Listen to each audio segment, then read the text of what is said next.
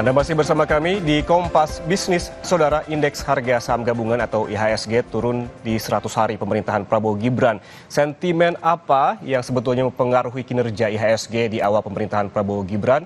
Kita sudah bergabung dengan ekonom Bahana Sekuritas Putra Satria Sabiantoro. Selamat pagi Mas Satria. Selamat pagi Mas Ian dan Kompas Bisnis. Mas Satria, ini pertanyaan paling penting begitu ya. Apa sebetulnya yang paling mempengaruhi kinerja IHSG di 100 hari pertama kepemimpinan Presiden Prabowo Subianto dan juga Wakil Presiden Gibran Rakebuming Raka? Kita ketahui IHSG di 1 hari pelantikan dari Prabowo Gibran, kemudian hingga saat ini terpantau turun sebesar 7,8%. Baik, yang digarisbawahi oleh Kompas itu sangat akurat ya, bahwa pasar saham kita memang salah satu menjadi yang paling buruk performanya tahun lalu. Indeks harga saham itu kira-kira tahun lalu sekitar minus 12%, sedangkan tahun 2024 lalu itu bursa saham di Amerika Serikat naik 25%, bursa saham di China dan Taiwan naik 17%, dan bahkan tetangga kita Singapura dan Malaysia itu naik sekitar 22% itu loh bursa sahamnya. Nah, kalau misalnya memang dilihat ya, dan aksi jual di pasar saham ini terutama deras karena akibat dari aksi jual dari investor asing, bukan dari yang domestik. Jadi investor asing itu yang mengalami penurunan itu merupakan saham-saham blue chip seperti Telkom, Bank Mandiri, Bank Rakyat Indonesia, Bank Negara, dan bahkan BCA. Gitu loh. Sepertinya memang ada seperti semacam keraguan di mata investor asing melihat bagaimana ini performa ekonomi Indonesia ke depan. Dan yang kedua adalah sepertinya dari sisi outlook atau garis besar dari pertumbuhan profit perusahaan-perusahaan tersebut tidak begitu memuaskan. Kita tahu perbankan-perbankan seperti Himbara biasanya itu pertumbuhan profitnya atau bottom line-nya bisa double digit di atas 10%, gitu, atau mungkin 15 hingga 20%. Nah, tahun lalu dan juga tahun ini diekspektasikan itu pertumbuhan mungkin akan hanya di single digit. Gitu loh. Ini merupakan perlambatan ya ekonomi yang biasanya terasa dulu di sektor perbankan yang merupakan proksi yang paling awal gitu, atau denyut dari perekonomian kita sendiri. Kalau kita lihat bahwa pemerintahan ini kan memang ditopang oleh BUMN yang memang juga melantai di bursa begitu, dan sebagian besar yang menjadi top market begitu di bursa. Kita katakan tadi sempat disinggung oleh Mas Satria, ini ada BBRI atau Bank BRI, ada juga BMRI atau Bank Mandiri, ada BBNI, dan juga ada TLKM atau Telkom. Ini keempat-empatnya di 100 hari ini kompak turun. Analisis Anda seperti apa?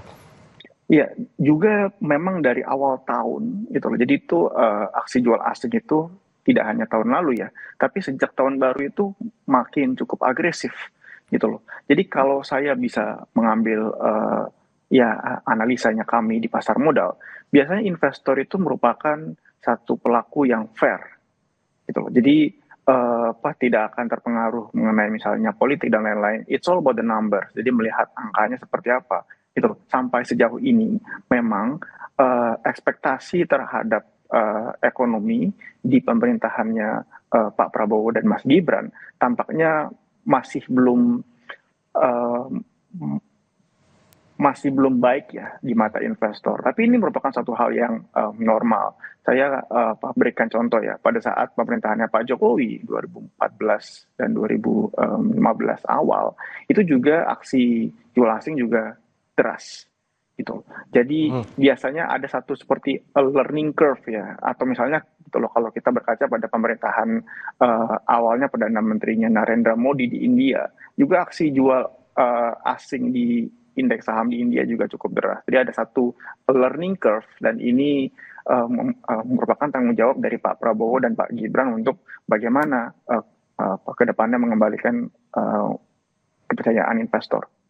Kalau kita berbicara terkait dengan emiten-emiten big caps BUMN begitu, yang rata-rata ini merupakan bank besar di Indonesia. Anda sempat menyebutkan kalau di sektor keuangan memang sentimennya dipicu oleh paling tidak ada dua hal besar. Yang pertama adalah aksi jual asing begitu yang paling mempengaruhi. Kemudian juga ada profit dari bank ini yang kurang memuaskan di tahun 2024. Kemudian apakah hanya sentimen ini dan apakah juga sentimen terkait dengan politik dan kebijakan-kebijakan yang diambil selama 100 hari ini berpengaruh terhadap emiten-emiten bank besar?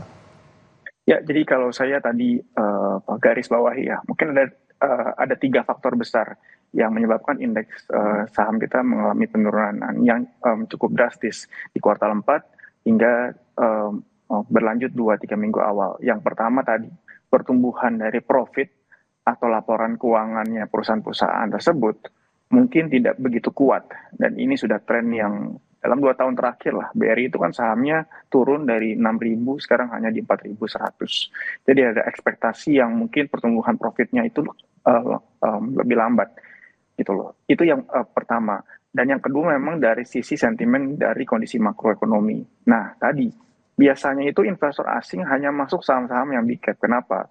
Karena ada seperti requirement jika investor asing masuk ke pasar saham, itu sahamnya mesti besar, sahamnya likuiditasnya juga mesti baik, dan biasanya saham-saham di Indonesia yang memenuhi 2 syarat tersebut itu adalah saham-saham perbankan, Telkom, Astra, dan beberapa big cap saja gitu loh. Jadi ya kalau misalnya nilai tukar rupiah kita kan melemah, sudah dari 15.800, 15.900, sekarang di 16.200. Investor asing ingat saat membeli saham BRI atau Telkom itu belinya dalam rupiah.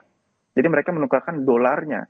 Jadi saat rupiahnya melemah, mereka juga menderita kerugian dari sisi mata uang.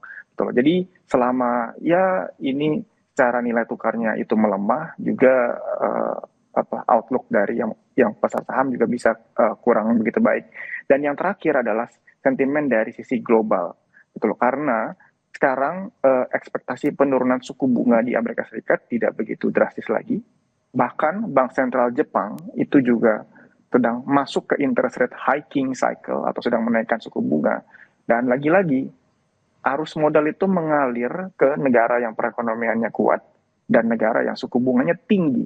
Jadi dua-duanya itu sekarang ya secara relatif perspektifnya, itu Indonesia menjadi kurang menarik jika dilihat dari perspektif global dan regional.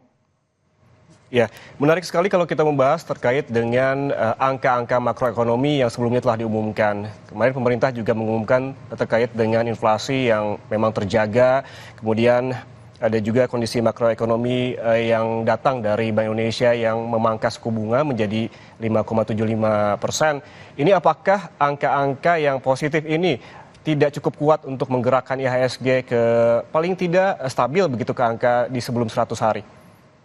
Baik, kami harus jujur dari sisi pelaku pasar. Itu input konstruktifnya adalah mungkin ekonomi kita tidak sekuat yang di angka-angka. Gitu loh. Jadi karena kalau di pelaku pasar ya, semua melihatnya itu berdasarkan ya datanya seperti apa, terutama dari sisi mikro. Gitu loh. Misalnya saat pertumbuhan ekonominya Indonesia itu secara agregat 5%, biasanya pertumbuhan profit gitu loh, atau pertumbuhan keuntungan perusahaan-perusahaan di IHSG itu mungkin bisa 8-10% di 5-10 tahun lalu. Misalnya ya 8 hingga 10%.